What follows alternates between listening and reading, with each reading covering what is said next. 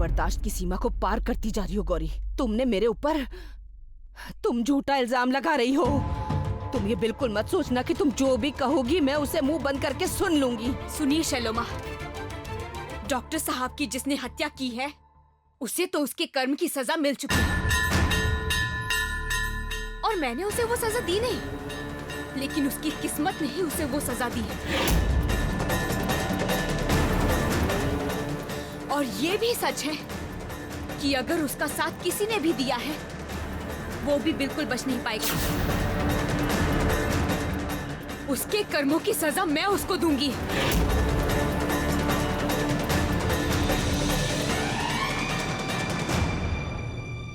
क्या हुआ शैलोमा, चुपचाप क्यों खड़ी है? जवाब दीजिए, उस तांत्रिक के साथ आपका क्या रिश्ता है, बताइए।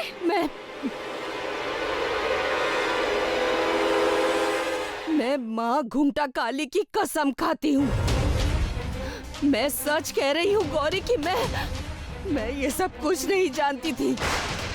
मेरा विश्वास करो, मैं सच नहीं जानती थी कि ये पंडित वो तांत्रिक है जिसने ईशान को मारा है। मैं नहीं जानती थी गौरी, नहीं जानती थी। मैं उसकी असली पहचान नहीं जानती थी गौरी, मेरी बात पर विश्वास करो। घुंघटा काली माँ की कसम, मैं नहीं जानती थी। देवी माँ की कसम खाकर शैलोमा ने इतनी बड़ी बात कह डाली। आपने अभी जो कहा भगवान करे कि वही सच हो।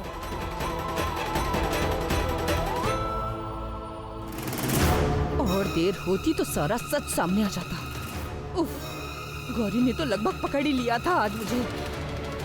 अगर उसे कुछ भी पता चलता तो वो आज मुझे यहाँ पर जान से खत्म कर देती। नहीं नहीं, मैं उससे बिल्कुल नहीं डरूंगी। मैं शैलोमा हूँ, उस साधारण सी लड़की से मैं डर जाऊंगी? कभी भी नहीं। लेकिन आज जो हुआ उसे दोबारा नहीं होने दूंगी। ये सब मुझे रोकना होगा, रोकना ही होगा। कोई है क्या यहाँ पर? यहाँ आओ। जी सलमा।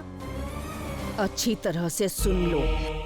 इस पल से ही गौरी के ऊपर नजर रखोगे तुम, कड़ी नजर रखोगे। जैसे ही मौका मिलेगा गौरी को नुकसान पहुंचा देना, भयंकर नुकसान पहुंचाना। ऐसा नुकसान कि गौरी फिर जिंदा वापस ना लौट सके इस घर में।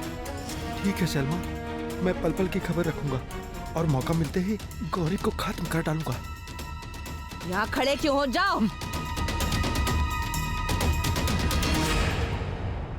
देवी माँ, मेरा मन क्यों बेचैनी के दलदल में फंसा जा रहा है? मुझे विश्वास है माँ कि मैंने डॉक्टर साहब को ही देखा है उस दिन,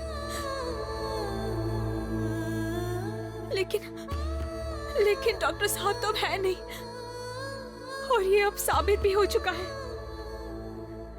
ये सब क्या हो रहा है बताइए तो। मैं तो कुछ भी समझ नहीं पा रही हूँ माँ।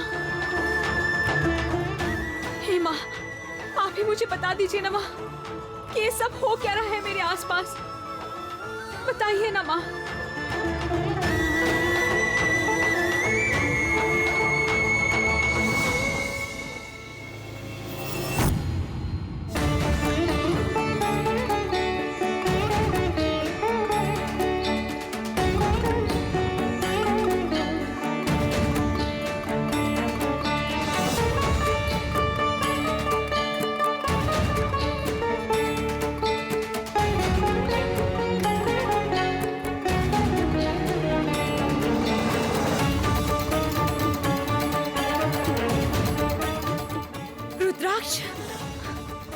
माँ, इस रुद्राक्ष के पीछे आखिर कौन सा रहस्य है माँ, बताइए तो। जिन्होंने मेरी रक्षा की थी उस दिन, उनके पास से भी मुझे ऐसा ही रुद्राक्ष मिला था। और उसके बाद रूपम भैया की माँ ने मुझे ठीक इसी तरह की रुद्राक्ष की माला दी थी। इसे हमेशा अपने पास रखना। उसके बाद वीरपाक मंदिर में जिससे मुझे धक्का लगा था, उनके पास से भी मुझे इसी तरह की रुद्राक्ष की माला मिली।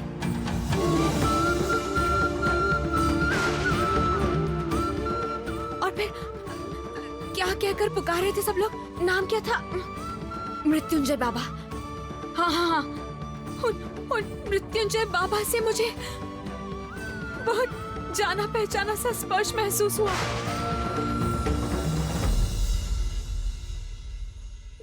उन योगी बाबा के साथ ही क्यों ये सारी चीजें जुड़ रही हैं बताइए? इसका मतलब वो मृत्युंजय बाबा ही मेरे सारे सवालों के जवाब हैं, है ना माँ? हाँ हो माँ, मुझे कोई इशारा दीजिए ना माँ, मुझे कोई तो संकेत दीजिए। मैं कुछ भी समझ नहीं पा रही हूँ माँ, मेरे मन में बहुत ज्यादा दुविधा हो रही है, बस एक बार बोल दीजिए।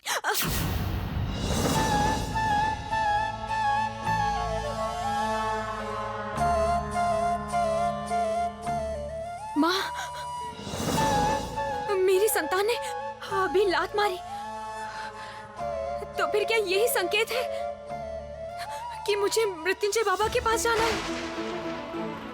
हाँ, मैं समझ गई हूँ। मैं कल ही जाऊंगी मृत्युंजय बाबा के पास और वहीं पर मुझे मेरे सारे सवालों के जवाब मिल जाएंगे। जय हो माँ, जय हो।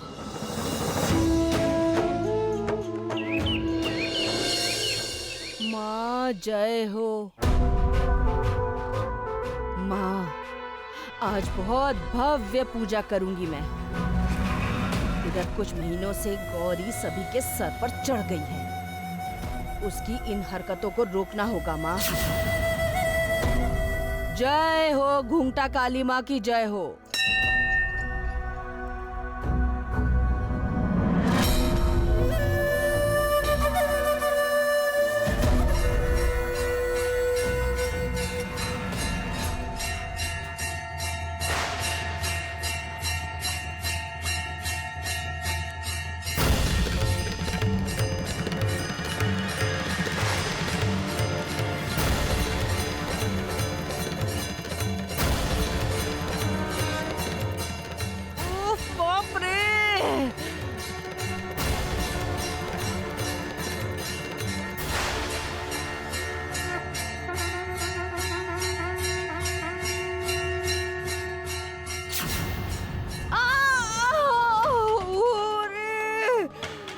अरे कोई है यहाँ पर? उठाओ मुझे, जल्दी करो, आओ जाओ।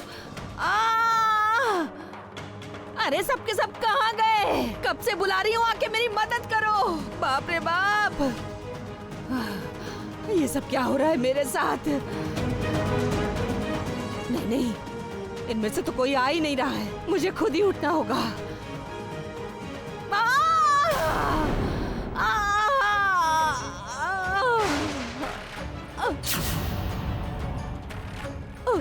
अरे बाप रे, बाप रे बाप।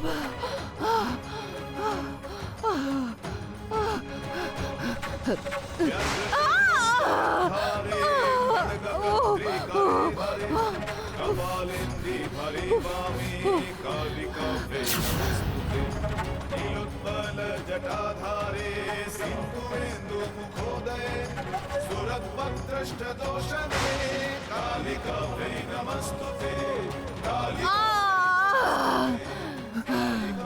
शर्मा आप ठीक क्या हो हो गया है? सबके सब निकम्मे भरे पड़े हैं। कितनी देर से चिल्ला रही हूँ, अब जाकर सुनाई पड़ा तुम लोगों को? तुम लोगों की वजह से मेरी ये हालत।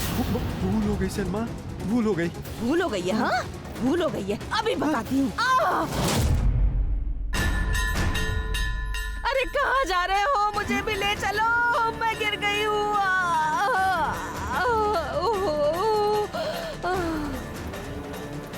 अरे बाप रे, आराम से आराम से। अरे बाप रे बाप।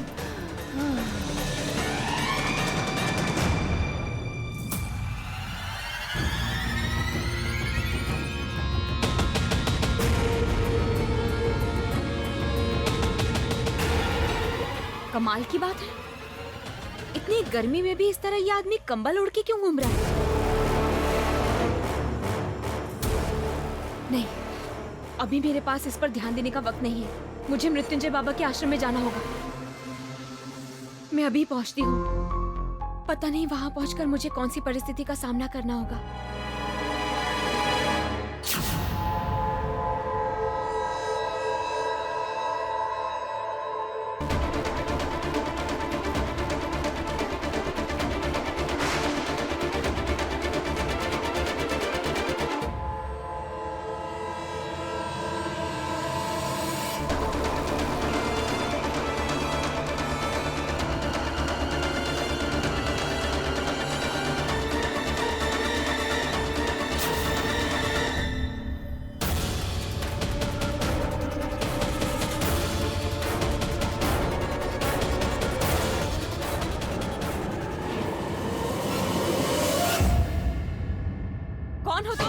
मैं बहुत देर से देख रही हूँ कि तुम मेरा पीछा कर रहे थे।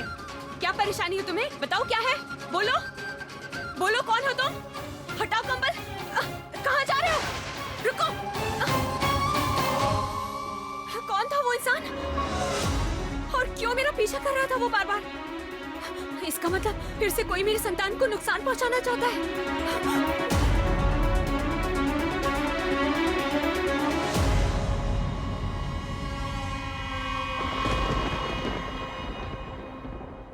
रुक जाइए, अभी बाबा किसी से मिल नहीं सकते। बाद में आने से देर हो जाएगी। मुझे अभी ही बाबा के पास जाना है। मैं एक जरूरी काम से आई हूँ। आप क्यों जिद कर रही हैं बहन जी? देखिए, बाबा जब अपने भक्तों को दर्शन देते हैं, आप उस समय आ जाइएगा। उस समय जो भी काम है बाबा से बता दीजिएगा, ठीक है? मैं आपसे कह तो रही हूँ कि इंतजार करने का वक्त मेरे पास नहीं है। मैं बहुत बड़ी मुसीबत में फंसी हुई हूँ। मुझे कुछ सवाल करने हैं। मैंने तो ऐसा सुना है कि किसी इंसान को मुसीबत में देखकर बाबा उनकी मदद करते हैं और उनको सलाह भी देते हैं, और मुझे इस तरह लौटा देंगे तो मैं सवाल कैसे कर पाऊंगी? माफ कीजिए, मुझे अनुमति नहीं है। बाबा इस समय ध्यान में मग्न है और इस समय बाबा को कोई परेशान नहीं कर सकता। मिलना तो मुझे होगा ही उनसे। मैं उनसे मिले बिना नहीं जाने वाली यहाँ से। अरे आप अरे क्या कर रही हैं आप? अरे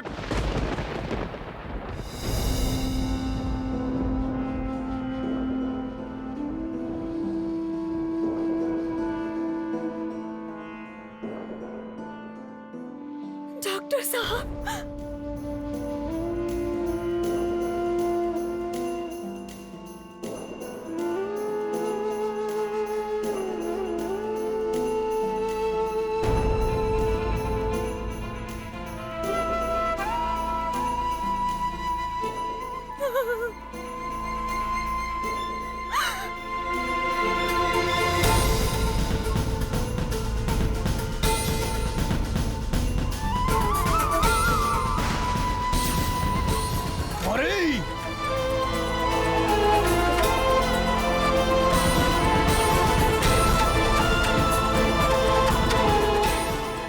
अरे आप कहाँ? बाबा देखिए ना, हमने इन्हें कितनी बार कहा कि इस समय आकर वो आपको बिल्कुल भी परेशान न करें, लेकिन इन्होंने तो किसी की बात सुनी ही नहीं। जोर करके बाहर सभी को धक्का देकर अंदर चली आई। अरे आप बाहर चलिए, चलिए चलिए।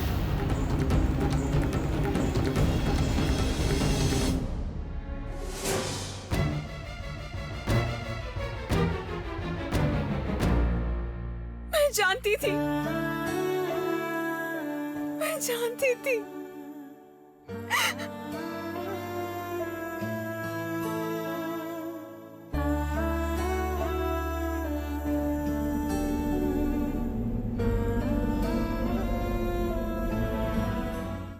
डॉक्टर साहब, मैं जानती थी, मैं जानती थी।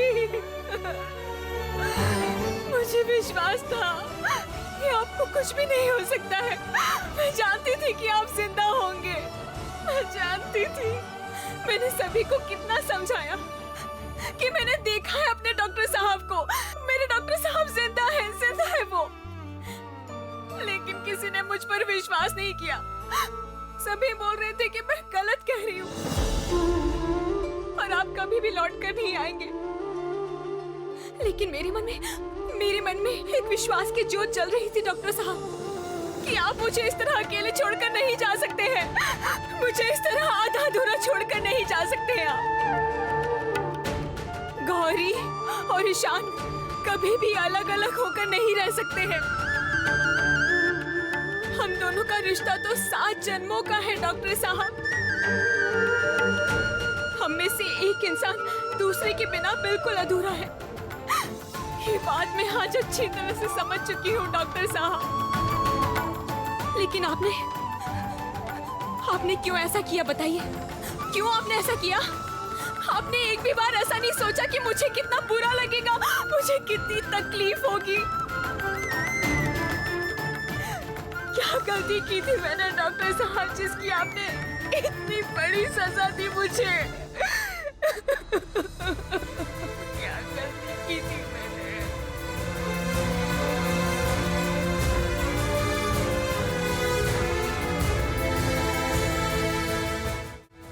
शांत हो जाओ। इस अवस्था में ऐसे रोना चिल्लाना ठीक नहीं है। शांत हो जाओ माँ।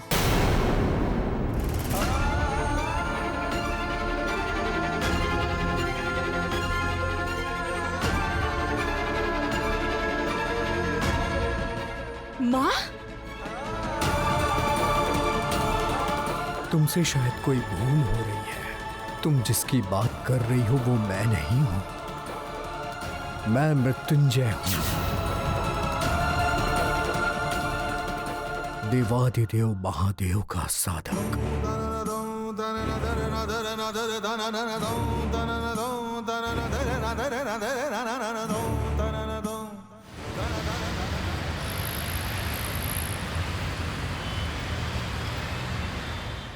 गौरी, ओ गौरी। क्या हुआ माँ? क्या क्या हो गया? ओ नीला, गौरी को देखा है तुमने? नीला, मैंने मंदिर में देख लिया, पूरे घर में देख लिया, लेकिन वो कहीं नहीं दिखी मुझे। आखिर कहाँ गई वो पर लड़की? वो तो मुझे भी कुछ नहीं कहकर गई है। इनफैक्ट मैंने भी उसे बहुत देर से नहीं देखा। मुझे तो लगा कि वो आपके साथ होगी। नहीं, मेरे साथ मेरे कमरे में नहीं थी वो। ओ दीदी, हाँ मैंने पूरे घर में देख लिया, वो कहीं भी नहीं मिली मुझे। उसका मतलब वो घर पर नहीं है, जरूर कहीं बाहर चली गई होगी। ऐसी हालत में कहाँ गई होगी बताओ तो?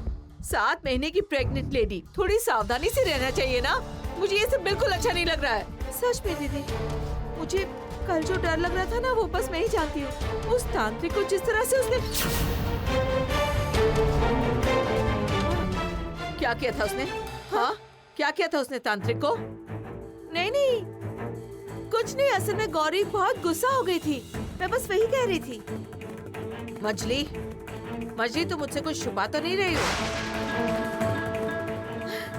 अरे क्या छुपाऊंगी मैं? क्या छुपा सकती हूँ? और फिर आपसे मैं भला कुछ छुपाऊंगी भी क्यों दीदी? कुछ भी नहीं छुपा रही हूँ। दीदी सुनिए ना, आप थोड़ा शांत हो जाइए। मैं बल्कि एक काम करती हूँ, मैं भी गौरी को एक फोन करती हूँ, देखते हैं वो कहाँ है, क्या कर रही है। हाँ, माधुरी फोन करो उसे। मुझे अच्छा नहीं लग रहा है, चिंता कर करके दिमाग खराब हो रहा है मेरा। अच्छा ठीक है, शांत हो जाइए। गौरी घर के बाहर है, यही तो मौका है। गौरी जितनी बार घर के सभी लोगों को नाराज करके यूं बाहर रहेगी, उतनी बार मैं उसके ऊपर हमला करूंगी। देखती हूँ कि कितनी बार वो मुझे रोक पाएगी। आप मुझे पहचान नहीं पा रहे हैं? मैं आपकी गौरी हूँ। ठीक से देखिए, मैं आपकी गौरी हूँ। मैं सिर्फ आप ही की गौरी हूँ डॉक्टर साहब। आप कहते हो ना कि मैं आपके सबसे करीबी हूँ।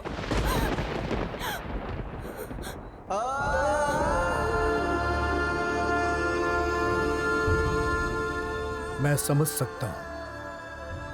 समझ सकता हूं तुमने अपने किसी प्रिय इंसान को खोया है और इसी कारण तुम उससे मुझे मिला दे रही हो, किंतु वो इंसान मैं नहीं हूं, वो मैं हो ही नहीं सकता।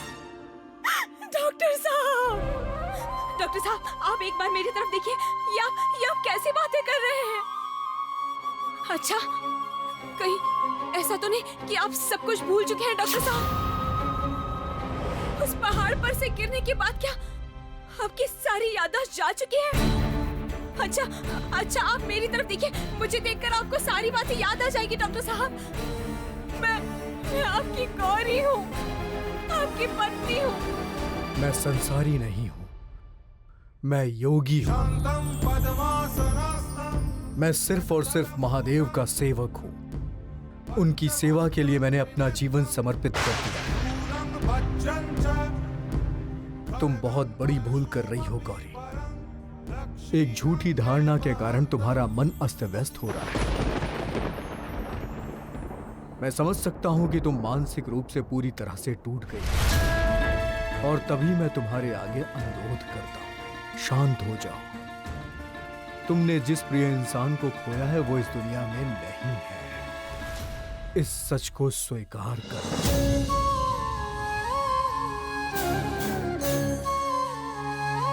नहीं मानती, मैं नहीं मानती। मैं बिल्कुल ये बात नहीं मानती कि आप मेरे पति नहीं हो।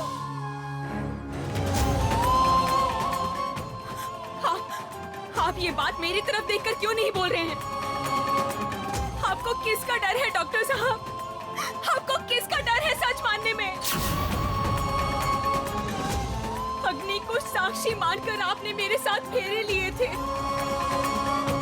आप ही ने मेरी मांग में सिंदूर भरा था डॉक्टर साहब, और आपको जरा सी भी तकलीफ नहीं हो रही आज मुझे ऐसी हालत में देखते हुए। एक दिन पूरी जिंदगी साथ निभाने का वादा किया था आपने मुझसे, और आज मुझे ऐसी हालत में छोड़कर आप चले जाइए। आप भी देखिए मेरी माँ कैसी सूनी है। मेरे हाथ की सुहाग की चूड़ियों को भी तोड़ दिया गया। मेरी जिंदगी के सारे रंग जा चुके हैं डॉक्टर साहब।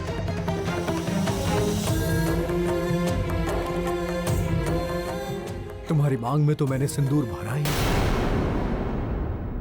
तो उसकी जिम्मेदारी तुम मेरे कंधों पर क्यों डाल रही हो? आप मुझे अस्वीकार कर सकते हैं, लेकिन इसको किस तरह अस्वीकार करेंगे आप? ये तो आप ही की संतान है डॉक्टर साहब। आपके और मेरे प्यार की निशानी है ये। हम दोनों का ही अंश है ये।